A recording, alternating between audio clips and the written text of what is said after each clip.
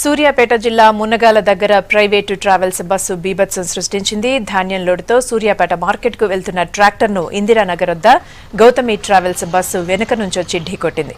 దీంతో ట్రాక్టర్ బోల్తా పడింది. ధాన్యమంతా రోడ్డు పాలైంది. ట్రాక్టర్పై వెళ్తున్న ఇద్దరితో పాటు బస్సులో ప్రయాణిస్తున్న మరొకరికి గాయాలయ్యాయి. మునగాల పిఎస్లో కేసు నమోదు చేసి దర్యాప్తు చేస్తున్నారు.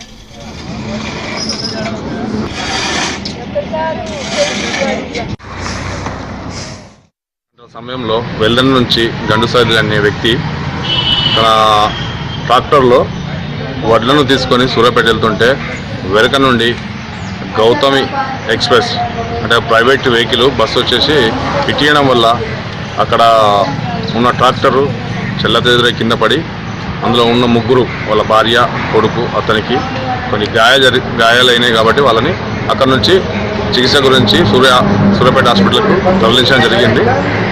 ఆ యొక్క వెహికల్ని తీసుకొచ్చి పోలీసులను పెట్టి కేసు చేసి